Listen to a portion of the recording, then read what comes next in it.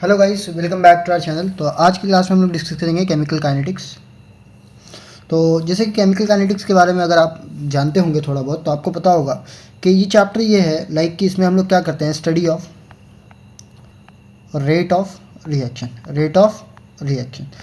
तो इसको ही हम लोग क्या बोलते हैं, काइनेटिक्स। ठीक है। अब जैसे फॉर एग्जांपल मान लेते हैं कोई भी अपने पास एक रिएक्शन हो रही है और रिएक्टेंट कन्वर्ट हो रहा है प्रोडक्ट में।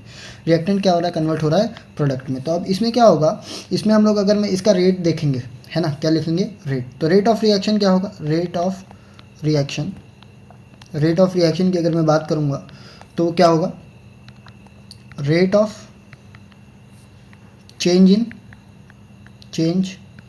इन कॉन्सेंट्रेशन ऑफ रिएक्टेंट और प्रोडक्ट, है ना। तो जैसे कि अगर मैं यहाँ से मैं रेट लिखने की कोशिश करूँ, क्या लिखने की कोशिश करूँ, रेट। तो रेट कैसे लिखेंगे, रेट जब कभी भी लिखते हैं, जैसे अगर फॉर एग्जांपल मैं रिएक्टेंट के टर्म में लिख रहा हूँ, तो रिएक्टेंट क्या होगा, डिकम्पोज होगा, है ना। तो ऐसे लिखेंगे rate of decomposition of reactant. Same ऐसे ही अगर मैं इसको प्रोडक्ट के टर्म में लिखूंगा तो कैसे लिखूंगा, rate of formation of product, है ना। ऐसे जैसे अगर इसी में ही अगर मैं थोड़ा सा मैं और आगे डिस्कस करना चाहूँ तो देखो, अगर लिखना चाहें हम लोग तो कैसे लिखेंगे, rate is equals to rate of change in concentration of reactant with respect to time. अब देखो यहाँ पे मैंने एक माइनस साइन लगाया।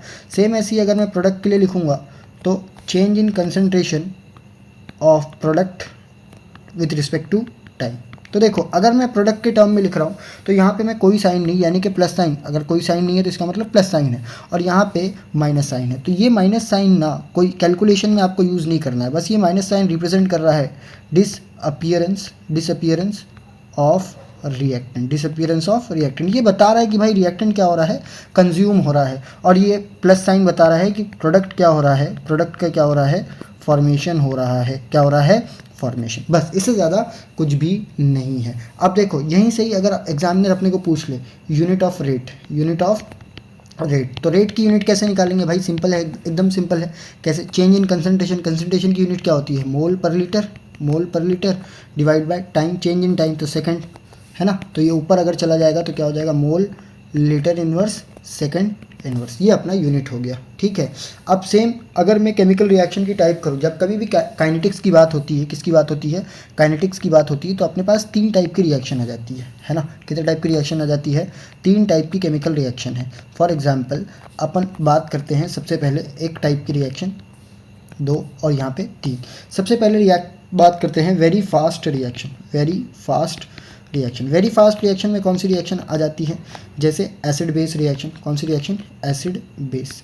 क्या होता है, ये बहुत जल्दी हो जाती है रिएक्शन, है ना। सेम ऐसी अगर मैं बात करूँ दूसरी, वेरी स्लो रिएक्शन। कौन सी, वेरी स्लो रिएक्शन में अगर बात करें हम लोग तो रस्टिंग ऑफ आयरन ले सकते हैं। ये बहुत स्लो, सालों का प्रोसेस है, ये किसका है, सालों का प्रोसेस है। दूसरी अगर बात करें तो मॉडरेट रिएक्शन। कौन सी रिएक्शन, मॉडरेट रिएक्शन में कौन कौन सी हो सकती है, जैसे कि अपन बात करें मॉडरेट रिएक्शन में, जैसे for example H2 Haber's process ही बात कर लेते हैं, तो ये रिएक्शन भी क्या हो रही है, मतलब सिंपली होगी, मतलब इजी नॉर्मल टाइम में होगी। तो अब देखो अगर कोई रिएक्शन बहुत फास्ट हो रही है और कोई रिएक्शन बहुत स्लो हो रही है, तो क्या यहाँ पे आप केमिकल काइनेटिक्स की स्टडी कर सकते हो, नो काइनेटिक्स, मतलब आप स्टडी नहीं कर सकते हो, इतना स्लो प्रोसेस है ये। तो हम लोग की जो केमिकल काइनेटिक्स हम लोग जो स्टडी करते हैं वो सिर्फ और सिर्फ किस में स्टडी करते हैं भाई, ऐसी प्रोसेस में जो मॉडरेट हो, क्या हो, मॉडरेट हो। हम लोग यहाँ पे काइनेटिक्स की स्टडी करते हैं। ठीक है। अब देखो काइनेटिक्स की स्टडी अगर अपने को करना है तो सबसे पहले हम लोग को रेट ऑफ रिएक्शन अगर हम लोग देखेंगे तो जो मॉडरेट रिएक्शन होती है, रिएक्शंस जो होती है, मॉडरेट रिएक्शंस की बात करें तो वो भी 2 टाइप की रिएक्शन होती है। कितने टाइप की रिएक्शन होती है, 2 टाइप की। एक ऐसी रिएक्शन होती है जो एलिमेंट्री होती है, क्या होती है, एलिमेंट्री रिएक्शन, और एक होती है कॉम्प्लेक्स रिएक्शन। अब एलिमेंट्री रिएक्शन या कॉम्प्लेक्स रिएक्शन क्या होती है, इसके बारे में बात करें तो एलिमेंट्री रिएक्शन वो रिएक्शन होती है जो 1 स्टेप में हो जाती है। कितने स्टेप में हो जाती है, 1 स्टेप में। जैसे मान लो कोई भी एक रिएक्टेंट है वो प्रोडक्ट में कन्वर्ट हो जाएगा। अगर ये सिंगल स्टेप में हो रहा है तो क्या यहाँ पे कोई मैकेनिज्म इन्वॉल्व होगा, तो नो मैकेनिज्म, कोई भी मैकेनिज्म भाई यहाँ पे इन्वॉल्व नहीं होता है। लेकिन वही अगर मैं बात करूँ कॉम्प्लेक्स रिएक्शन तो it will take more than 1 step, ये मोर देन 1 स्टेप में होती है, कितने मोर देन 1 स्टेप, ठीक है। तो ये यहाँ पे प्रोडक्ट रिएक्टेंट प्रोडक्ट में तो कन्वर्ट होगा, लेकिन यहाँ पे कोई ना कोई मैकेनिज़्म, जैसे R पहले कन्वर्ट होगा A में और फिर A जाके कन्वर्ट होगा B में। इसका मतलब भाई यहाँ पे मैकेनिज़्म हुई है और साथ ही साथ में कोई इंटरमीडिएट भी इन्वॉल्व हुआ है। क्या इन्वॉल्व हुआ है? मैकेनिज़्म तो हुई साथ में एक बीच में एक स्पीशीज़ भी बनी जो कि होती है इंटरमीडिएट। इंटरमीडिएट क्या स्पीशीज़ होती है? ऐसी जो रिएक्शन के दरमियान ही बनती है और रिएक्शन के दरमियान ही निपट जाती है, बराबर है। अब देखो, अगर मैं रेट ऑफ रिएक्शन की बात करें तो रेट ऑफ रिएक्शन हम लोग 2 तरीके से लिख सकते हैं। रेट ऑफ रिएक्शन, तो रेट ऑफ रिएक्शन की बात करें तो हम लोग इसको 2 तरीके से लिखते हैं। एक लिखते हैं इंस्टेंटेनियस रेट, क्या लिखते हैं? इंस्टेंटेनियस रेट, और एक लिखते हैं एवरेज रेट, ठीक है। इंस्टेंटेनियस रेट और एक अपना होता है एवरेज रेट। एवरेज रेट क्या होता है? एवरेज रेट पूरी रिएक्शन को हम लोग डिफाइन करते हैं। जैसे अगर मान लो कोई भी एक R है P में, ठीक है, तो इसको अगर मैं डिफाइन करूँगा तो इसमें जो dt होगा, मतलब चेंज इन टाइम होगा, वो बड़ी वैल्यू होगी। क्या होगी? लार्ज होगी। क्या होगी? लार्ज। तो अगर मैं यहाँ से लिखूँ तो rate of reaction equal to minus d/r upon dt, ठीक है। लेकिन सॉरी, डी नहीं लिखते यहाँ पे अपन डेल्टा लिख लेते हैं, ठीक है, डिफ्रेंशिएट करने के लिए, डेल्टा बाय डेल्टा। लेकिन वहीं अगर मैं इंस्टेंटेनियस रेट डिफाइन करूँगा तो यहाँ पे भी R कन्वर्ट हो रहा होगा P में। R किस में कन्वर्ट हो रहा होगा? P में, ठीक है। 1 मिनट, वाईफाई बंद। R कन्वर्ट हो रहा होगा P में, तो यहाँ पे जो डेल्टा T होगा ना, वो बहुत स्मॉल वैल्यू होगी। क्या होगी? Small value. डेल्टा ना लिख करके अपन यहाँ पे इसको D लिख देते हैं, तो माइनस d/r इंटू dt, ठीक है। तो ये अपने पास इंस्टेंटेनियस रेट और एवरेज रेट, दोनों में डिफरेंस क्या होगा? तो दोनों में डिफरेंस बता देता हूँ कि ये एक लार्ज टाइम इंटरवल के लिए डिफाइन होती है और ये बहुत शॉर्ट टाइम पीरियड के लिए डिफाइन होती है, कि एक पर्टिकुलर फ्यू सेकंड्स या फिर फ्यू मिनट के दरमियान हमको जो कभी रेट निकालना होगा तो उसको हम लोग बोलते हैं, ठीक है। अब देखो, जैसे फॉर एग्जांपल कभी भी अपने को एग्जामिनर स्टीशियोमेट्रिक दे दे, क्या दे दे? स्टीशियोमेट्रिक दे दे और बोले कि भाई डिफाइन करो, अब तुम लोग डिफाइन करो और बताओ कि क्या बोलते हैं, ये क्या है। तो उस केस में अपन क्या करेंगे? जैसे मान लेते हैं कोई भी एक रिएक्शन है, ए कन्वर्ट हो रहा है बी में, ठीक है। तो अब अगर एग्जामिनर अपने को बोल दे कि भाई बताओ रेट ऑफ डिसअपियरेंस ऑफ ए क्या होगा, तो रेट ऑफ डिसअपियरेंस ऑफ ए जैसे कि होता है माइनस dA/dt। लेकिन यहाँ पे क्या आ गया? स्टीशियोमेट्रिक इन्वॉल्व हो गई ए, तो इसकी जो स्टीशियोमेट्री है इसको अपन क्या करेंगे? इधर पे डिवाइड में मल्टीप्लाई कर देंगे, डिवाइड में। या इसी को ही मैं ऐसे लिखना चाहूँ तो मैं इसको सिंपली मैं ऐसे लिख सकता हूँ, minus 1/a dA concentration of A/dt। Same ऐसी अगर फॉर्मेशन ऑफ B लिखना है तो 1/b dB/dt।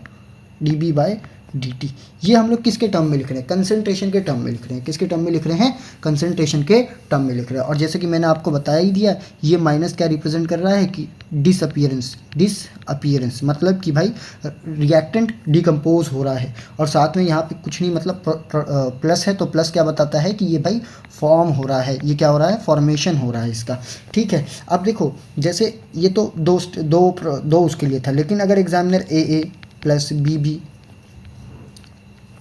Goes to C plus D ऐसा कुछ दे दे और इसका बोले रेट, तो देखो चारों जो रेट होंगे ना, मतलब ए का जो और बी का जो डिकम्पोजिशन होगा वो इक्वल होगा भाई, दोनों सेम रेट से ही डिकम्पोज करेंगे। और सेम सी और डी का जो फॉर्मेशन होगा उसका भी रेट क्या होगा? सेम होगा। मतलब -1/a dA/dt equal to -1/b dB/dt equal to 1/c d/dt equal to 1/d upon dt। अब देखो ये ना कंसंट्रेशन के टर्म में है। किसके टर्म में है? कंसंट्रेशन के टर्म में। एग्जामिनर कभी कभी हम लोग से क्या करता है, कभी कभी वो बोलता है कि भाई नहीं, तुम लोग एक काम करो कि तुम लोग ना या तो इसको मोल के टर्म में लिख दो या तो फिर क्या कर दो, प्रेशर के टर्म में लिख दो। किसमें? मोल और प्रेशर में। तो मोल में लिखेंगे तो भाई सिंपल, अपने को पता ही है कंसंट्रेशन का फॉर्मूला क्या होता है, concentration equal to mole by volume. तो सिंपली मैं सिर्फ 2 का लिख के बता देता हूँ, मतलब ए और सी का लिख देता हूँ, किसी भी 2 का, बाकी का तुम लोग लिख लेना। तो रेट इक्वल टू 1/-1/a, ये तो एज इट इज़ रहेगा ही रहेगा। कंसंट्रेशन में वॉल्यूम तो फिक्स होगी, लेकिन चेंज क्या होगा? ये वॉल्यूम तो फिक्स होगी, लेकिन चेंज क्या हो गया? मोल चेंज होगा, मोल क्या होगा? चेंज होगा। तो इसको लिखेंगे अपन चेंज इन मोल या change in mole of A divide by volume into dt, ठीक है। एन ए की जगह पे अपन ऊपर डी ए लिख देते हैं, क्या लिख देते हैं, D of N A divide by D T, लेकिन वॉल्यूम मल्टीप्लाई में। सेम यहाँ पे सी के लिए अगर मैं लिखूँगा तो 1/c D of N C upon V into D T. देखो ऐसे लिखेंगे। अगर सेम एग्जामिनर अपने को प्रेशर के लिए पूछता है तो प्रेशर, भाई आइडियल गैस इक्वेशन हम सबको पता है क्या होती है, P V is equals to N R T. तो अगर यहाँ से मैं निकालूंगा तो P equal to C R T होता है, मतलब pressure equal to concentration by R T, ये होता है, हम सबको पता है ना। तो अगर मैं कंसनट्रेशन की बात करूँगा तो कंसनट्रेशन क्या हो जाएगा, P बाय आर टी। तो प्रेशर के टर्म में अगर लिखना है तो कैसे लिखेंगे, R equal to -1/a into D partial pressure, change in partial pressure of A divide by R T into D T equal to 1/c D change in partial pressure of C divide by R T into D T, ठीक है। ऐसे define करना है। मैंने सिर्फ 2 का लिखा है, बाकी का आप लोग को लिखना है, ठीक है। अब इसी के बाद तीसरे तरीके से हम लोग जो रेट को लिखते हैं, रेट को रिप्रेजेंट करते हैं, वो क्या अपना होता है, रेट लॉ एक्सप्रेशन। कौन सा एक्सप्रेशन, रेट लॉ एक्सप्रेशन। तो रेट लॉ एक्सप्रेशन की अगर मैं बात करूं तो उसमें अपना क्या होता है, देखो। तो सबसे पहले रेट लॉ एक्सप्रेशन के हिसाब से अगर मैं बोलूं तो rate is directly proportional, rate of reaction is directly proportional to concentration of reactant raise to their order, ठीक है। अब देखो ऑर्डर यहाँ पे क्या है अभी बताता हूँ। पहले रेट ऑफ रिएक्शन की बात करें, प्रोपोर्शनैलिटी साइन हटता है तो एक के बीच में आएगा, ठीक है। अब वो के क्या होता है ये बता देते हैं पहले। K is define as rate constant. अब बात करते हैं एन की। तो एन क्या है, तो N is nothing but define as order of the reaction, ठीक है। अब ऑर्डर ऑफ द रिएक्शन होता क्या है, कैसे निकालते हैं, अब ये सब पे आ जाते हैं, ठीक है। तो सबसे पहले बता दूँ, ऑर्डर ऑफ द रिएक्शन जो होता है, इट इज़ एक्सपेरिमेंटल वैल्यू, ठीक है। मतलब कि भाई इसको हम थ्योरेटिकली डिराइव नहीं कर सकते हैं। दूसरी बात, अगर इसी में ही आगे बोले तो n is the sum of या ऑर्डर की ही बात करें तो order is the sum of powers of reactant in rate law expression, ठीक है, रेट लॉ एक्सप्रेशन, ठीक है। इसके अलावा दूसरी अगर बात करें तो ऑर्डर की क्या क्या वैल्यू हो सकती है, तो भाई ऑर्डर कैन बी ये पॉजिटिव भी हो सकता है, नेगेटिव भी हो सकता है, ज़ीरो भी हो सकता है, फ्रैक्शन में भी हो सकता है, ठीक है। सारी वैल्यूज़ यहाँ पे क्या है, पॉसिबल है। इसके अलावा अगर मैं बात करूँ तो जो ऑर्डर होता है, क्या होता है, ऑर्डर जो होता है, इट में और may not be equal to stoichiometric coefficient, ठीक है। मतलब दोनों भी हो सकता है, हाँ भी और ना भी। तो सर अब हम लोग को कैसे पता चलेगा कि ये है भी या नहीं, तो देखो इसके लिए 2 तरीके की रिएक्शन इन्वॉल्व होती है। जैसे मान लेते हैं कि भाई अपने पास एक एलिमेंट्री रिएक्शन है, जैसे कि आपने इनिशियल में बात किया था कि एलिमेंट्री रिएक्शन है। कौन सी रिएक्शन है, एलिमेंट्री रिएक्शन। और दूसरी क्या है, कॉम्प्लेक्स, ठीक है। जैसे फॉर एग्जांपल अगर मैं बात करूँ, कोई भी मेरे पास एक एलिमेंट्री रिएक्शन है, ठीक है। Elementary reaction 2A converts into B, ठीक है। तो इसका जो रेट लिखेंगे वो कैसे लिखेंगे, रेट इक्वल टू 8 KA के कंसंट्रेशन ऑफ A की पावर 2, ठीक है, कंसंट्रेशन ऑफ A की पावर 2। तो यहाँ से ये स्टीशियोमेट्रिक कोफिशिएंट के लिए बराबर होता है सिर्फ और सिर्फ किसके लिए, एलिमेंट्री रिएक्शंस के लिए। किसके लिए, एलिमेंट्री रिएक्शंस के लिए, ठीक है। लेकिन वही अगर मैं कॉम्प्लेक्स की बात करूँ तो 2A सेम रिएक्शन अगर मान लेते हैं, कॉम्प्लेक्स अगर होती तो इसका रेट जो होता K इक्वल टू A की पावर 2 अगर हम लिख देते तो ये गलत हो जाता, ठीक है। तो R equal to K A की पावर x होगा, x या n जो भी अपन बोले, तो वो x n डिफाइन नहीं है, वो एक्सपेरिमेंटली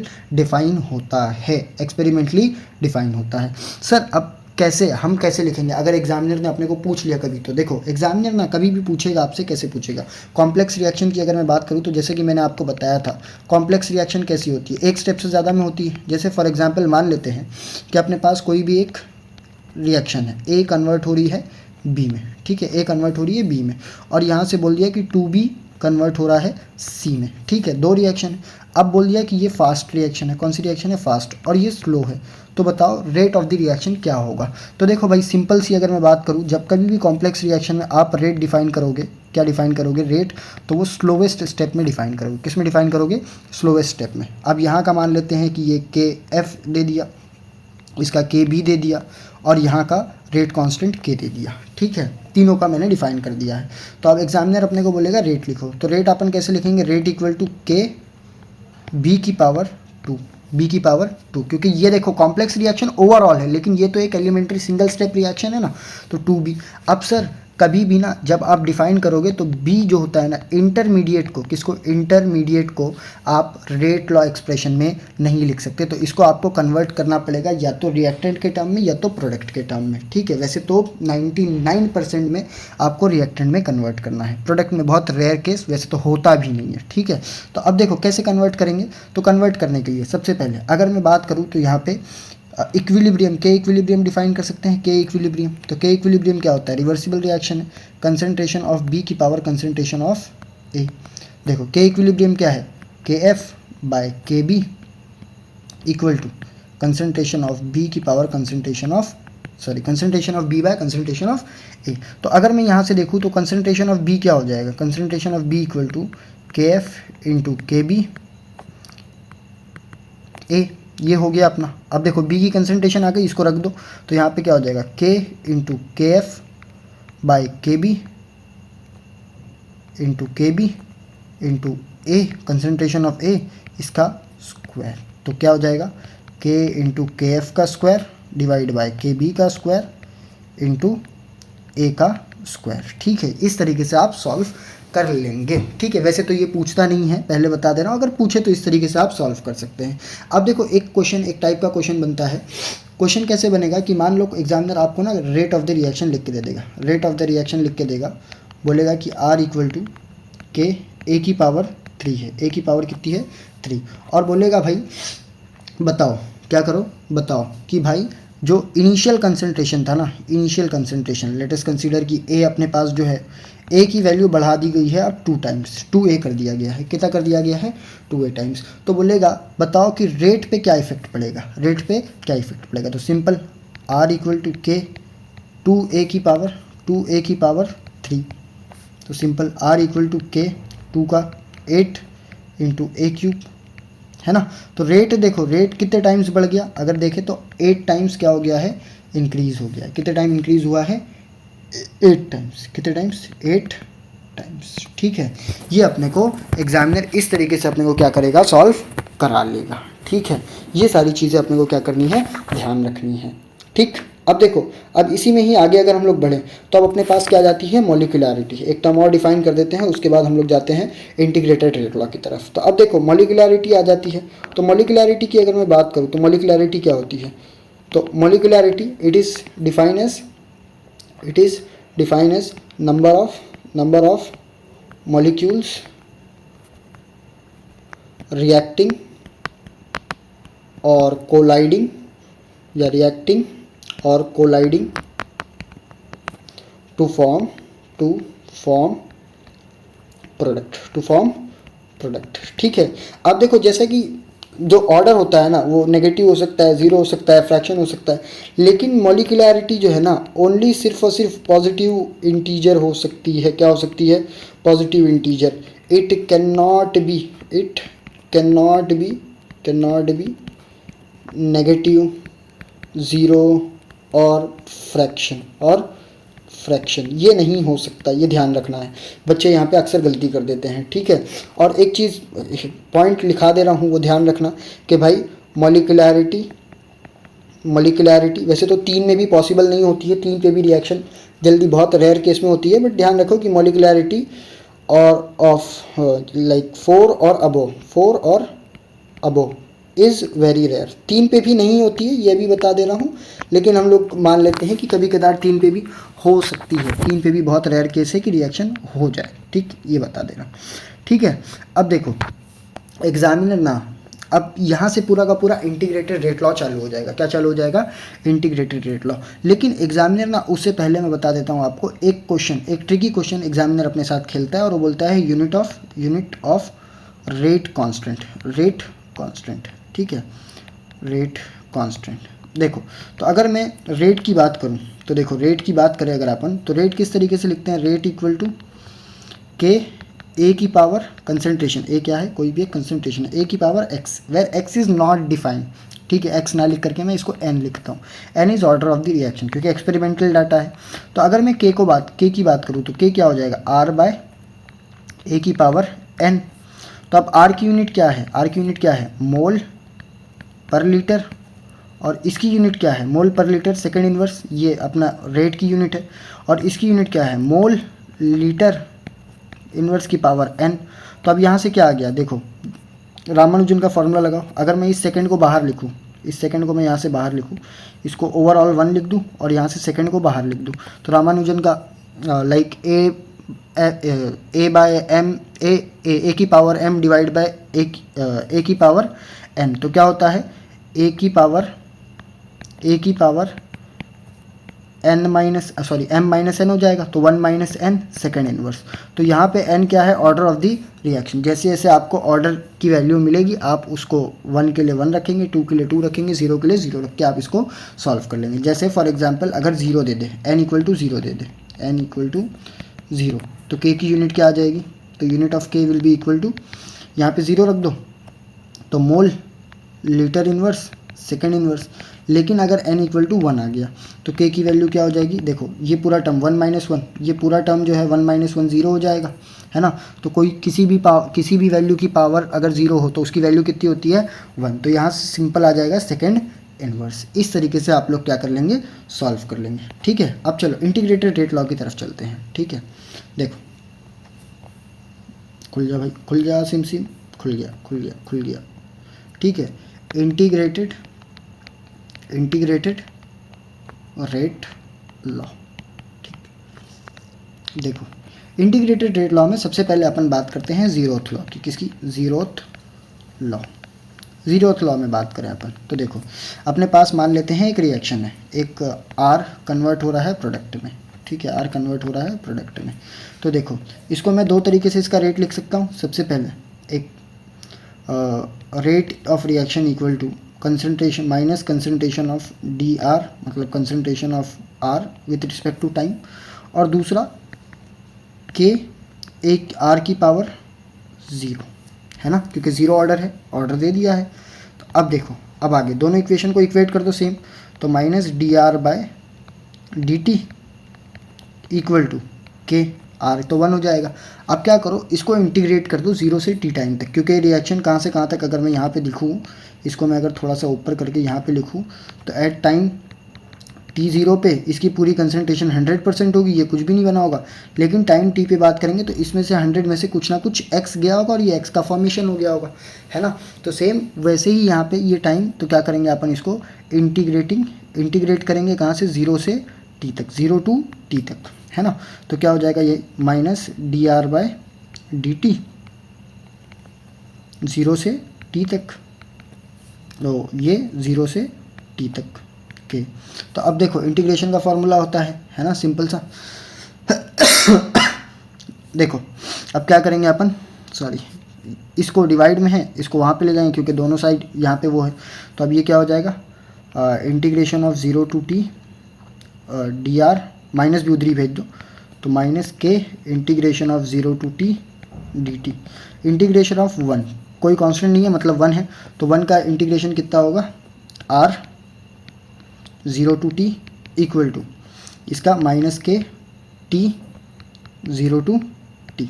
तो अब अगर रखेंगे वैल्यू तो ये क्या हो जाएगा? R T minus R nought, और ये क्या हो जाएगा? माइनस के टी माइनस 0, ठीक है, टी माइनस 0। तो यहाँ से क्या आ गया अपने पास? R T minus R not equal to minus K T. तो अगर इसी को ही मैं थोड़ा सा रीअरेंज करके लिखूँ तो क्या हो जाएगा? R not minus R T equal to K T, R not minus R T equal to K T. अब देखो एग्जामिनर ना यहाँ से कभी कभी अपने को हाफ लाइफ पूछ लेता है, क्या पूछ लेता है, हाफ लाइफ पूछ लेगा, ग्राफ पूछ लेगा, कुछ 2-3 ग्राफ पूछ लेगा। तो देखो ग्राफ की बात करें तो सबसे पहले अपने पास अपने को दे देगा, बोलेगा आर वर्सेस टी का बनाओ, किसका बनाओ, आर वर्सेस टी का, ठीक है। तो देखो अगर यहाँ से ये वाला टर्म जो है अपने पास, इसको इधर ही रखूँ, इसको इधर भेज दे और इसको इधर ले आए, तो क्या हो जाएगा, R nought plus K T, sorry plus K T कहाँ लिख रहा हूँ, minus K T equal to R T, ठीक है, ये हो जाएगा। तो अब देखो यहाँ से अगर मैं ग्राफ बनाऊँगा तो ग्राफ कैसा बनेगा, डिक्रीजिंग, ये पॉइंट क्या है, आर नॉट है, मतलब ये अपने पास क्या है, y equal to M X plus C वाला फॉर्म है, y equal to M X plus C, तो सी आर नॉट क्या हो जाएगा, इंटरसेप्ट हो जाएगा, नेगेटिव स्लोप के, ये टाइम और ये अपने पास आर, चेंज इन कंसंट्रेशन, ठीक है। लेकिन अगर एग्जामिनर अपने को बोल दे कि भाई नहीं तुमको R T minus R nought के रिस्पेक्ट में बनाना है, R T minus R T, sorry R T minus R T कहाँ लिख रहा हूँ, R not minus R T के रिस्पेक्ट में विथ रिस्पेक्ट टू टाइम बनाओ, किसके रिस्पेक्ट में बनाओ, टाइम, इसका रिस्पेक्ट विथ टाइम, तो क्या हो जाएगा, simple R not minus R T, देखो y equal to M X plus C, C तो 0 है, इंटरसेप्ट है ही नहीं, तो सीधा यहाँ से जाएगा टाइम के साथ, ठीक है। इस तरीके से हो सकता है। और एक लास्ट ग्राफ बचता है जो कि अपने को रेट का बोलता है। तो देखो रेट वर्सेस टाइम की बात करेंगे तो भाई कांस्टेंट ग्राफ जाता है, सेम ऐसे ही रेट वर्सेस टाइम, ठीक, कांस्टेंट ग्राफ जाएगा, मतलब कोई चेंजेस नहीं है टाइम के साथ, जैसा रेट है एक पर्टिकुलर स्पेसिफिक रेट में वो चलता जाएगा, ठीक है। अब देखो टी हाफ लाइफ टाइम की बात करते हैं, तो टी हाफ लाइफ टाइम इसका क्या होता है, T equal to T half. तो टी हाफ की अगर मैं बात करूँगा तो टी हाफ का मतलब होता है टी 50%, टी 50%, मतलब ऐसा टाइम कि जिस पे हमारा जो इनिशियल कंसंट्रेशन था आर नॉट जो था, क्या था, आर नॉट जो था वो आर नॉट बाय 2 होना चाहिए, कितना होना चाहिए, R nought by 2, initial concentration 2 होना चाहिए। वैसे तो एक्चुअली इसको आर नॉट नहीं लिख सकते अपन, आर टी लिखते हैं कि आर टी अपने पास आर नॉट बाय 2 होना चाहिए। तो जब आप इसको सॉल्व करेंगे, क्या करेंगे, सॉल्व करेंगे तो टी हाफ लाइफ टाइम जो आएगा आपके पास वो आएगा आर नॉट बाय 2 के, आर नॉट बाय 2 के। एग्जामिनर कभी कभी इसका भी ग्राफ पूछ लेता है, ध्यान रखना इसको, ठीक है। तो इसका ग्राफ अगर पूछेगा तो R not equal to T half into 2 के, Y equal to M X plus C, intercept 0 है तो कैसे बनाएंगे, सिंपल ऐसे ही जाएगा, स्लोप क्या है अपने पास 2 के स्लोप है, कितना है 2 के स्लोप है, ऐसे बना सकते हैं अपन, क्लियर है, ठीक है। अब देखो आगे बढ़ते हैं, ठीक, अब अपन आगे बढ़ते हैं और बात करते हैं फर्स्ट ऑर्डर काइनेटिक्स की, किसकी, फर्स्ट ऑर्डर काइनेटिक्स की बात करते हैं। तो देखो फर्स्ट ऑर्डर काइनेटिक्स में भी सिंपल है, फर्स्ट ऑर्डर रिएक्शन। तो फर्स्ट ऑर्डर रिएक्शन की अगर मैं बात करूं तो अपने पास क्या है वो, देखो सबसे पहले एक रिएक्टेंट कन्वर्ट हो रहा है प्रोडक्ट में, तो रेट कैसे लिखेंगे, rate equal to minus change in concentration of R divide by D T, ठीक है। अब देखो अगर यहाँ से ही मैं आगे बढ़ूँ तो दूसरे रेट लॉ एक्सप्रेशन के हिसाब से के ए की पावर आर की पावर 1, दोनों को इक्वेट करो, सेम रखो, तो R minus D of R by D T equal to K into R, ठीक है। अब देखो यहाँ पे डी टी वाले टर्म को एक तरफ ले जाओ और आर वाले टर्म को एक तरफ ले आओ, तो minus D R by R equal to K D T, integrate कर दो, कहाँ से 0 से t तक ऊपर वाली इक्वेशन की तरह है। तो यहाँ से क्या आ जाएगा, इंटीग्रेट जब करेंगे अपन तो आएगा ln R T by R not equal to K D T, ठीक है, माइनस के डी टी। तो अगर माइनस साइन चेंज करोगे तो ये क्या हो जाएगा, ln R nought by R T equal to K T, ये अपने पास इक्वेशन आ जाएगी इंटीग्रेटेड फर्स्ट लॉ के लिए, किसके लिए, इंटीग्रेटेड फर्स्ट लॉ के लिए। अब एग्जामिनर क्या करता है, हमसे यहाँ पे भी ना क्वेश्चन सॉल्व कराएगा, क्या सॉल्व कराएगा, क्वेश्चन, कौन से फॉर्म वाले, ग्राफ वाले, कौन से वाले, ग्राफ वाले। जैसे सबसे पहला ग्राफ वो पूछेगा अपने से कि भाई आपको बताना है, क्या बताना है आपको,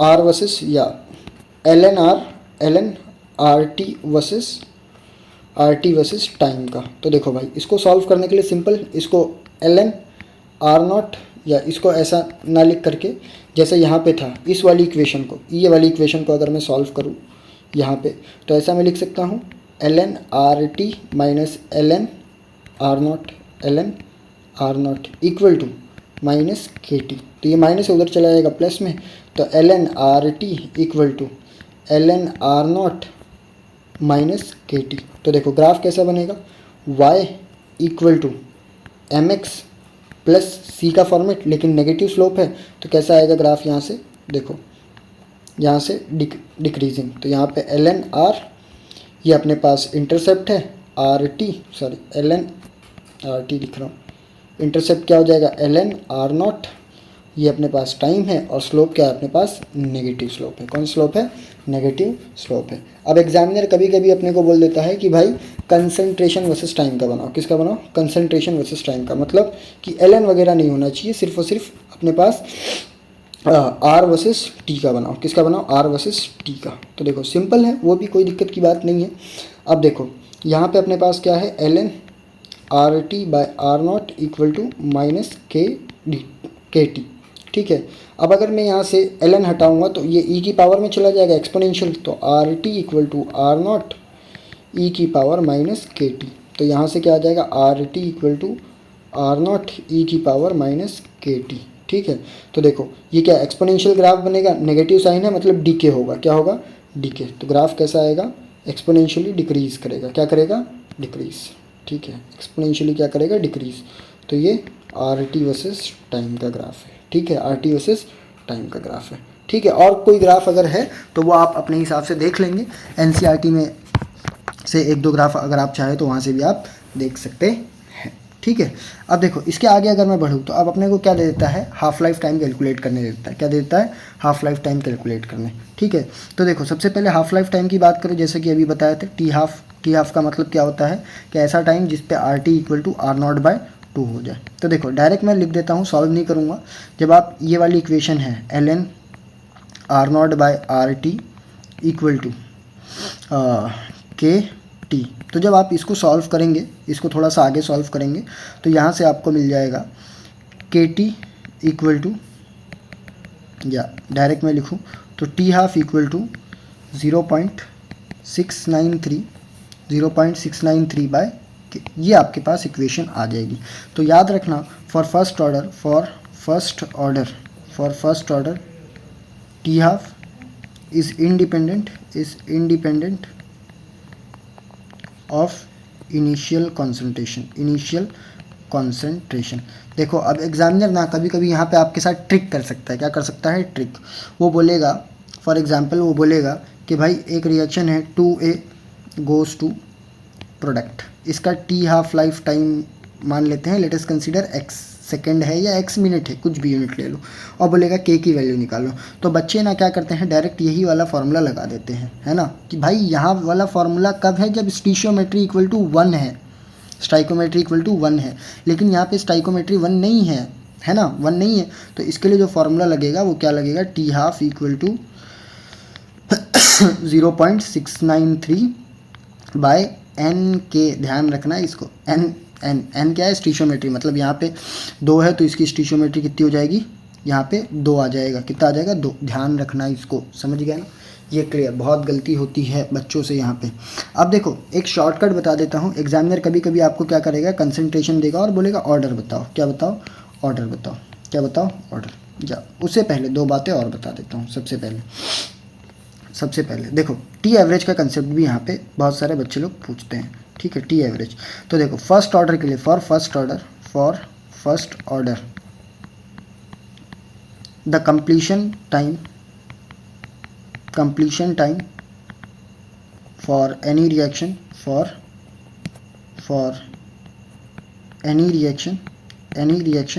इज इन्फिनिटी। तो सर तब तक इंतजार करते रहेंगे क्योंकि ये रिएक्शन तो कभी ख़त्म ही नहीं होगी।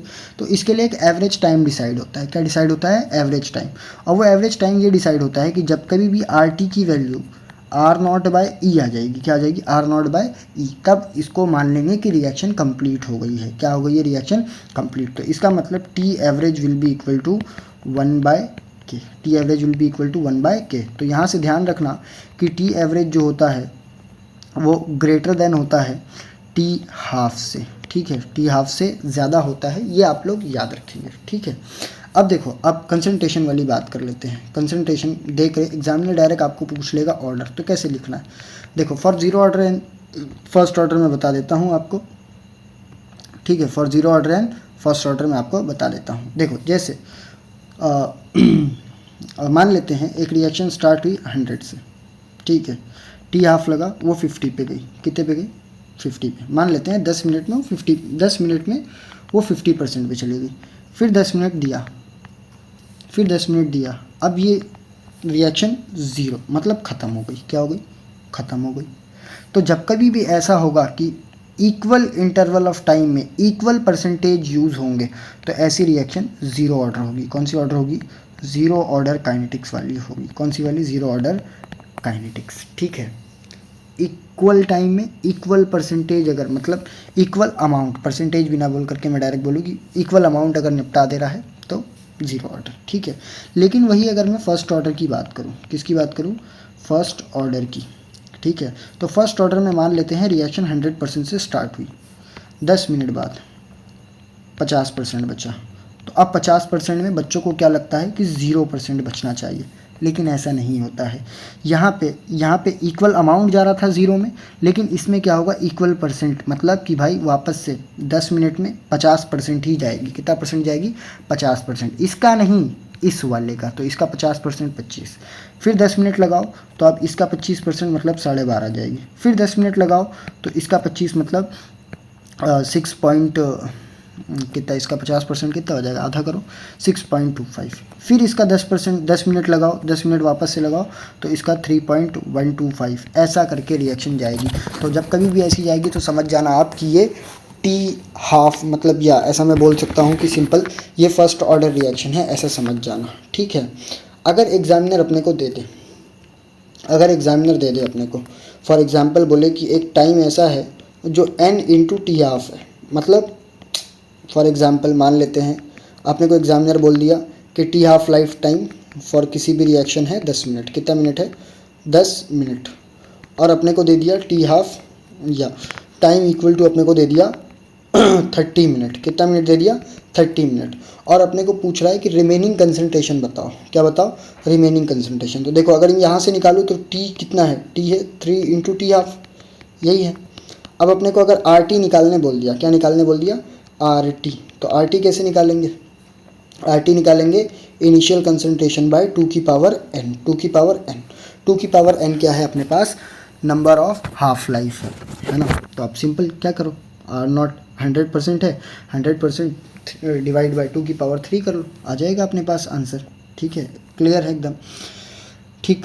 अब देखो, अब आगे बढ़ते हैं हम लोग फॉर nth ऑर्डर। अगर nth ऑर्डर की रिएक्शन अपने को दे दें और बोले कि भाई बताओ कि इसकी काइनेटिक्स क्या है, इसका किस तरीके से होगा, तो देखो मैं इक्वेशन लिख दे रहा हूँ। nth ऑर्डर का होगा, किसी भी रिएक्शन पे लगा लेना, ये सबके लिए सेम ही इक्वेशन फॉलो होगी, ठीक है। तो क्या है ये?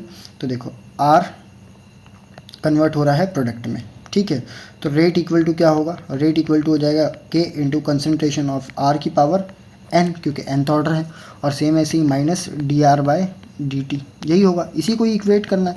तो जब इसको इक्वेट करोगे ना तो आपका फाइनल रिजल्ट क्या आएगा? Final result will be 1 by R T की power n minus 1 minus 1 by R naught n minus 1 equal to n minus 1 into K T. ये ध्यान रखना है आपको, बस दैट्स इट। अब यहाँ पे n की वैल्यू रखो, सेम इक्वेशन आते जाएगी ऊपर जिस तरीके से आपने सॉल्व किया है जीरो ऑर्डर और फर्स्ट ऑर्डर के लिए, चाहे तो आप निकाल सकते हैं, ठीक है।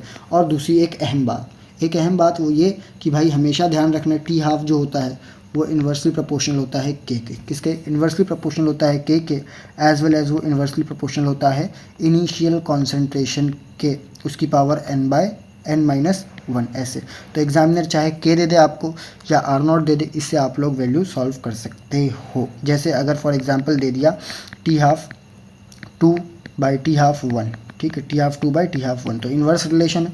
तो इसका मतलब R nought 1 divide by R nought 2, ये हो जाएगा। इसकी पावर n माइनस 1 लगाना मत भूल जाना, वरना सत्यानाश कर बैठोगे, ठीक है, ये ध्यान रखना, ठीक है। अब देखो एग्जामिनर ना कभी कभी एप्लीकेशन पे भी पूछ लेता है। वैसे तो सवाल एप्लीकेशन पे नहीं आता है, बट फिर भी अगर इसका एप्लीकेशन पूछ ले कि भाई इसका एप्लीकेशन कहाँ कहाँ है, तो इसका एप्लीकेशन बहुत सारी जगह पे होता है। कहाँ कहाँ पे? बहुत सारी जगह पे। जैसे सबसे पहले अगर मैं बात करूँ तो न्यूक्लियाई डीके में होगा, ठीक है, या इसी को ही मैं बोल सकता हूँ रेडियो एक्टिविटी में। किसमें? रेडियो एक्टिव डीके में, ठीक है। इस रेडियो एक्टिव डीके में सेम ऐसे यहाँ पे NT by N not equal to e की power minus K T. Same equation है, एन क्या है अपने पास, ठीक है, सेम इक्वेशन है अपने पास, ठीक है। जैसे अगर नेक्स्ट बात करूँ पॉपुलेशन ऑफ बैक्टीरिया ग्रोथ में बात कर सकते हैं अपन। इसमें भी सेम होता है फॉर्मूला अपने पास, सेम फर्स्ट ऑर्डर का एप्लीकेशन है। बस यहाँ पे क्या होगा, N not by N T equal to e की पावर माइनस के टी, ठीक है। अगर कभी गैसियस रिएक्शन आ गई, कौन सी रिएक्शन आ गई? गैसियस रिएक्शन आ गई। कौन सी रिएक्शन? गैसियस फेस रिएक्शन है, ठीक है, गैसियस फेस रिएक्शन। तो उसमें भी क्या होता है, कैसे निकालते हैं अपन? लॉग ऑफ या एल एन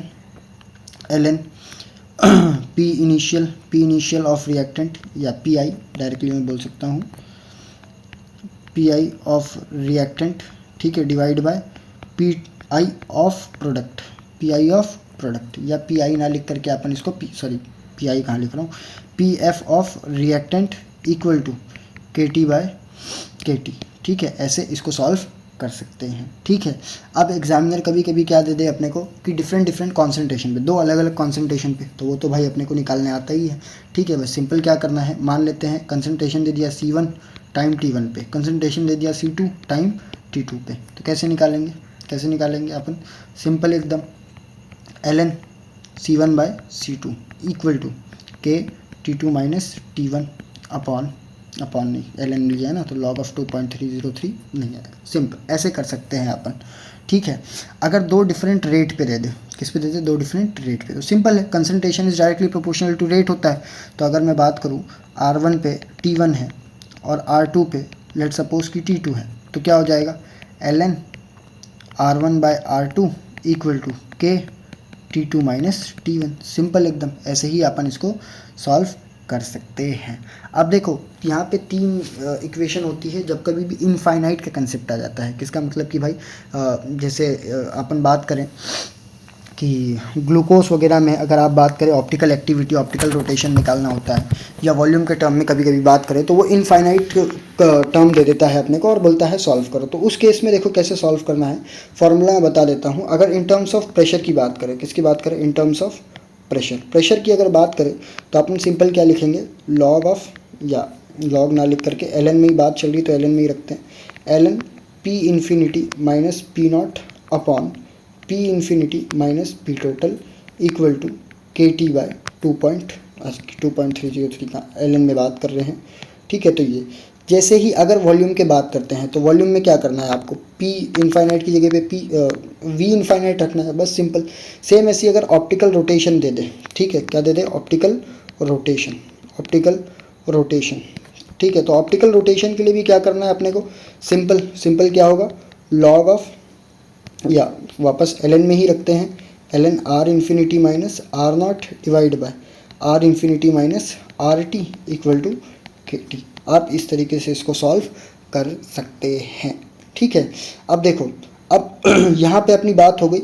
अब एक स्पेशल केस बनता है इसका, जो कि होता है सूडो फर्स्ट ऑर्डर काइनेटिक्स, ठीक है। सूडो फर्स्ट ऑर्डर काइनेटिक्स की बात करें तो इसमें क्या होता है, जनरली ये रिएक्शंस जो होती है ना, ये सेकंड ऑर्डर या थर्ड ऑर्डर की होती हैं, बट फॉलो करती हैं फर्स्ट ऑर्डर रिएक्शन, ठीक है। जनरली मॉलिक्यूलैरिटी अगर बात करें इस रिएक्शन की तो 2 होती हैं, लेकिन ऑर्डर कितना होता है? 1 होता है। कितना होता है? 1, ठीक है। अब ये फॉलो कब होगी? ऐसे टाइम पे जब कोई भी any one reactant is in very large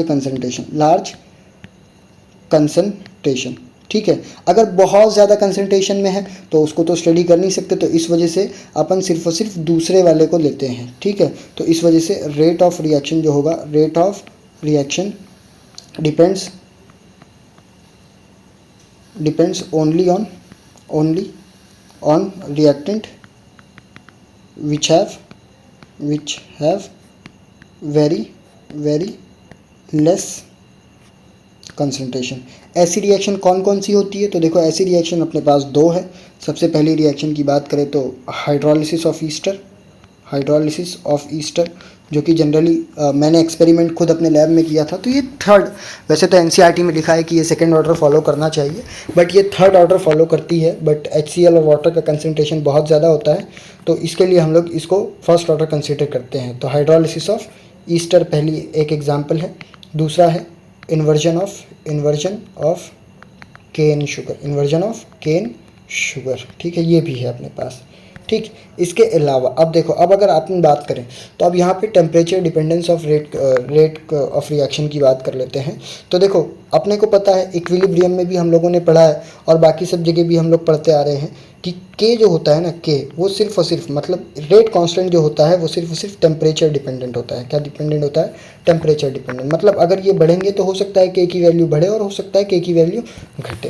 ठीक है, तो देखो जनरली क्या देखा गया है कि जब कभी भी मान लेते हैं एक टेम्परेचर T है और वहाँ से अगर मैं टेम्परेचर 10 डिग्री बढ़ा रहा हूँ, कितना डिग्री बढ़ा रहा हूँ? 10 डिग्री। तो टेम्परेचर कोफिशिएंट जो होता है ना, वो दो, मतलब जो अपना ये होगा के होगा, इक्विलिब्रियम कांस्टेंट होगा, वो 2 से 3 टाइम्स क्या होगा? बढ़ेगा। वो क्या होगा? बढ़ेगा। तो इसका मतलब कि भाई KT प्लस 10 बाय KT, मतलब अगर टेम्परेचर 10 डिग्री बढ़ाओगे तो ये 2 से 3 डिग्री क्या हो, 2 से 3 टाइम्स क्या होता है?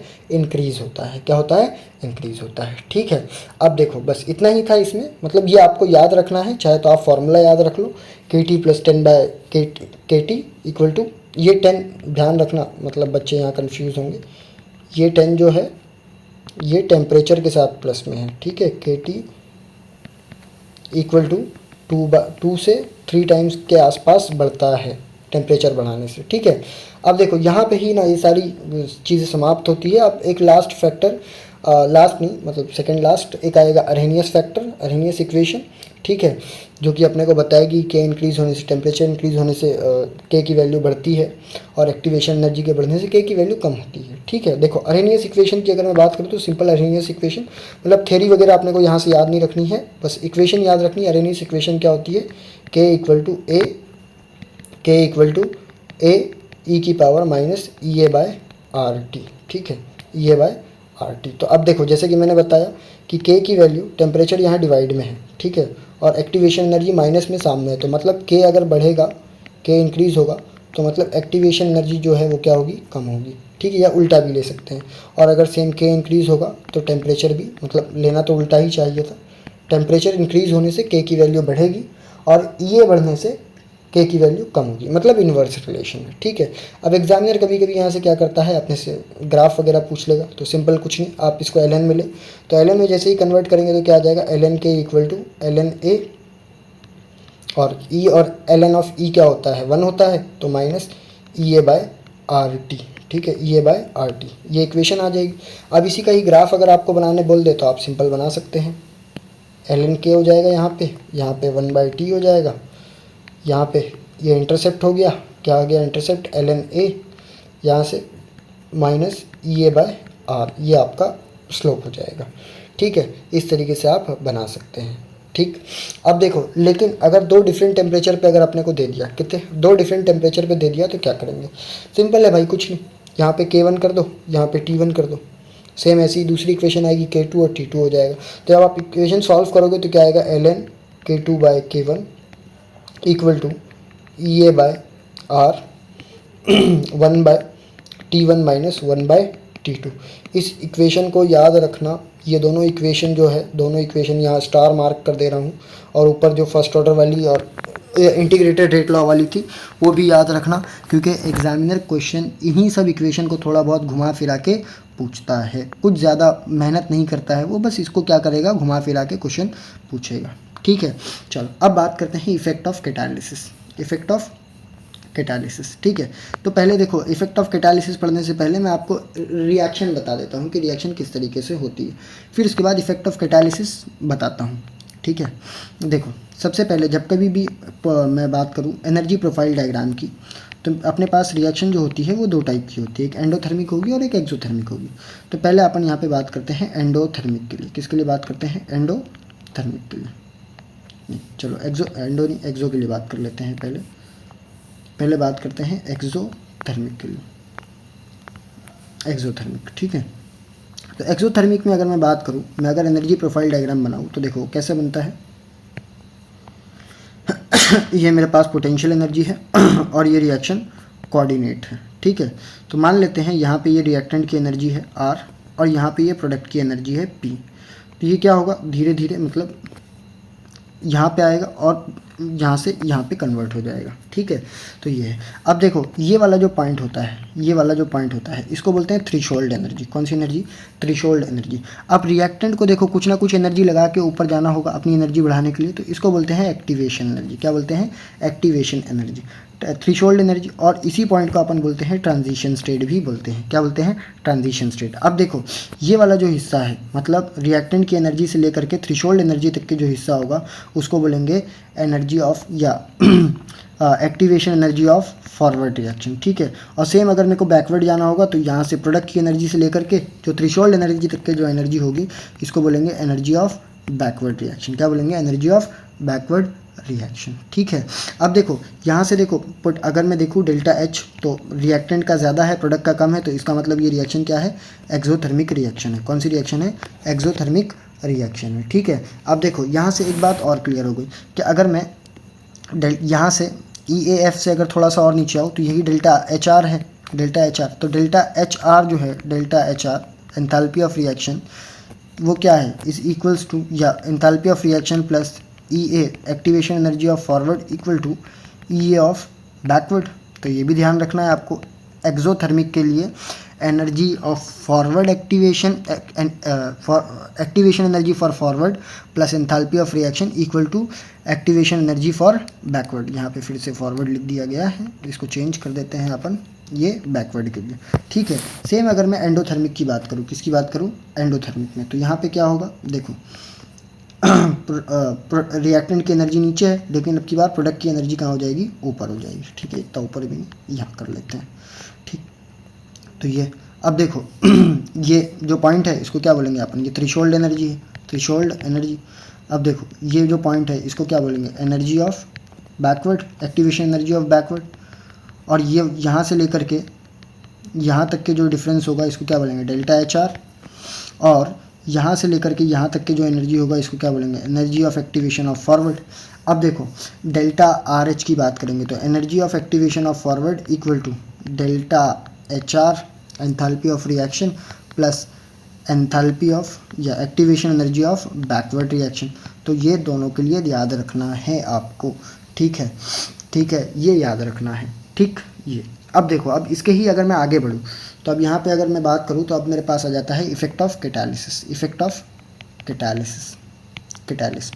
तो इफेक्ट ऑफ कैटालिस्ट की बात करें तो भाई देखो आप लोगों ने पढ़ा होगा कि कैटालिस्ट वो स्पीशीज़ होती है जो रिएक्शन को जल्दी करा देती है। तो मैं पहले बता दूँ, आपकी ये गलतफहमी है, कैटालिस्ट कभी भी रिएक्शन को जल्दी ही नहीं कराती है। मतलब या तो वो जल्दी भी करा सकती है या तो वो लेट, मतलब आपको सिर्फ और सिर्फ अधूरा पता होता है कि कैटालिस्ट रिएक्शन को जल्दी कराता है। वो रिएक्शन को फास्ट भी करा सकता है, वो रिएक्शन को स्लो भी करा सकता है। तो वो सर होता कैसे? तो देखो जैसे कि मैं अभी बात करूँ, ये अपने पास क्या है, मैं एक एनर्जी प्रोफाइल डायग्राम बनाता हूँ। यहाँ पे रिएक्टेंट है, यहाँ प्रोडक्ट है, ठीक है। मान लेते हैं ये जनरलाइज वे में ये इस तरीके से ये जा रहा है। तो अब अगर मैं कैटालिसिस डालूंगा तो हो सकता है ये यहाँ से भी जा सकता है, हो सकता है ये यहाँ से भी जा सकता है, डिपेंडिंग अपॉन कि कौन सा क्या बोलते हैं कैटालिस्ट है। मान लेते हैं अगर मैंने पॉजिटिव कैटालिस्ट डाला है तो वो क्या करेगा, एक्टिवेशन एनर्जी को देखो, पहले एक्टिवेशन एनर्जी कितनी थी, इतनी थी, अब इसने एक्टिवेशन एनर्जी को यहाँ लेके आ गया, मतलब कम कर दिया। सेम ऐसे ही अगर मैं नेगेटिव कैटालिस्ट डालता तो एक्टिवेशन एनर्जी को क्या कर देता, बढ़ा देता। तो देखो कैटालिस्ट क्या क्या कर सकता है अगर मैं बता दूँ यहाँ पे, तो सबसे पहले तो बता देते हैं कि भाई इट चेंज थ्रेशोल्ड एनर्जी। कौन सी एनर्जी चेंज कर सकता है? थ्रेशोल्ड एनर्जी को वो नीचे ले आता है। किसको ले आता है? थ्रेशोल्ड एनर्जी को। देखो पहले थ्रेशोल्ड एनर्जी यहाँ पे थी लेकिन अब यहाँ पे आ गई, लेकिन अगर मैं नेगेटिव कैटालिस्ट डालता तो वो ऊपर चली जाती। दूसरा, इट चेंजेस एक्टिवेशन एनर्जी। क्या एक्टिवेशन एनर्जी चेंज हुई या नहीं हुई? हुई, बिल्कुल हुई, एक्टिवेशन एनर्जी भी चेंज हुई। तीसरा, रेट ऑफ रिएक्शन पहले या तो फास्ट होता या तो स्लो होता, मतलब पहले स्पीड से होता, लेकिन कैटालिस्ट के आने से या तो फास्ट हो सकता है या तो स्लो हो सकता है। तो रेट ऑफ रिएक्शन को भी इफेक्ट कर सकता है ये रेट ऑफ रिएक्शन, ठीक है। अब इसके बाद अगर बात करें तो रेट को अगर इफेक्ट कर ही दिया तो मतलब टाइम तो हो ही गया उसमें, ठीक है। अब देखो अगर कैटालिस्ट की बात करें तो वो क्या नहीं कर सकता है, तो देखो सबसे पहले कैटालिस्ट के आने के पहले भी और कैटालिस्ट के आने के बाद भी एक्टिवेशन एनर्जी इतनी ही थी, सॉरी रिएक्टेंट की एनर्जी, प्रोडक्ट की एनर्जी भी इतनी ही थी, डेल्टा आर एच देखो इतना ही था, है ना। तो ये इन सब को चेंज नहीं कर सकता, मतलब एनर्जी को ये change, energy of product and reactant, इसके साथ साथ डेल्टा आर एच, साथ में गिब्स एनर्जी, एंट्रोपी, इसको ये change it can not change, ठीक है, ये चेंज नहीं कर सकता, ठीक है। अब देखो इस चैप्टर का लास्ट टॉपिक जो कि है कोलिजन थ्योरी, क्या है कोलिजन थ्योरी। कोलिजन थ्योरी में बात करें तो देखो एक फार्मूला है और दो बातें अपने को याद रखनी है, वो दो बातें मैं भी आपको बता देता हूँ, ठीक है। सबसे पहले फार्मूले को देख लेते हैं, या कोलिजन थ्योरी पहले वो दो बातें ही ध्यान रख लेते हैं। देखो सबसे पहले यहाँ पे जब कभी भी कोई भी एक रिएक्शन होती है, क्या होती है, कोई भी एक रिएक्शन, मान लेते हैं कि भाई एक ए और बी कंबाइन हो रहे हैं सी बनाने के लिए, तो ए और बी जब कंबाइन होंगे ना सी बनाने के लिए, तो इन दोनों में बहुत सारे कोलिजन्स होंगे, क्या होंगे, बहुत सारे कोलिजन होंगे, लेकिन हर कोलिजन रिएक्शन में कन्वर्ट नहीं हो सकता, मतलब इफेक्टिव कोलिजन नहीं हो सकता। तो इसी वजह से जब कभी भी कोई भी इफेक्टिव कोलिजन होना होता है तो उसके लिए दो चीज़ रिक्वायर्ड होती है। सबसे पहले कि भाई वो कोलिजन इतना सफिशिएंट हो कि वो एनर्जी बैरियर क्रॉस कर सके, क्या क्रॉस कर सके, एनर्जी बैरियर, जो अपन ने थ्रेशोल्ड एनर्जी देखा है ना, वो उतना एनर्जी वो लगा सकता उतना होना चाहिए उसके पास, क्या होना चाहिए, उतनी एनर्जी होनी चाहिए, ठीक है। या लिख दें यहाँ पे अपन, तो लिख देते हैं सफिशिएंट, इसके पास क्या होनी चाहिए, sufficient kinetic energy to break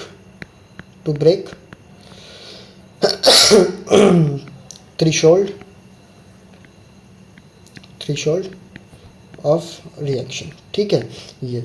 अब देखो नेक्स्ट बात करें तो अब इसके पास होना चाहिए ओरिएंटेशन बैरियर, कौन सा बैरियर, ओरिएंटेशन बैरियर, ठीक है।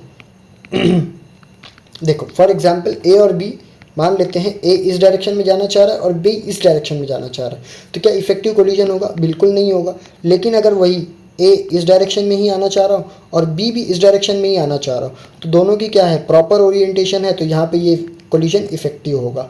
मतलब कि भाई दोनों के बीच में क्या होना चाहिए, प्रॉपर ओरिएंटेशन होना चाहिए। अब देखो रेट ऑफ कोलिजन की बात कर लें, किसकी बात कर लें, रेट ऑफ कोलिजन की अगर बात कर लेते हैं तो rate equal to ZAB e की पावर माइनस EA/RT, ठीक है। तो अब यहाँ पे ये क्या होता है, तो ये होता है स्टेरिक फैक्टर, क्या होता है, स्टेरिक फैक्टर, ठीक। अब देखो यहाँ पे ही अगर मैं बात करूँ, ये ZAB क्या है, ठीक है, Z ऑफ AB क्या है, तो इसको बोलते हैं कोलिजन फ्रीक्वेंसी, क्या बोलते हैं, कोलिजन फ्रीक्वेंसी बोलते हैं, क्या बोलते हैं, कोलिजन फ्रीक्वेंसी, ठीक है। अब ये जो है अपने पास EA की पावर माइनस EA/RT, ये क्या है, तो इसको बोलते हैं भाई fraction of molecule, fraction of molecules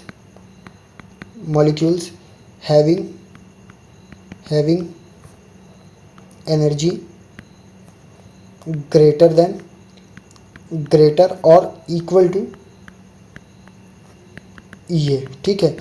तो ये ध्यान रखना, ये फार्मूला वैसे कोई इंपॉर्टेंट नहीं है, ये फार्मूला नहीं भी याद करोगे तो भी कोई दिक्कत नहीं है, बस यहाँ पे फैक्टर्स याद रख लेना कि स्टेरिक फैक्टर है, कोलिजन फ्रीक्वेंसी है, ठीक है। ये तो आज यहीं पे ही चैप्टर यहाँ पे आपका कंप्लीट होता है। मिलेंगे हम लोग नेक्स्ट लेक्चर में इलेक्ट्रोकेमिस्ट्री के, और हो सकता है या तो केमिकल बॉन्डिंग के, ठीक है। तो बाय बाय।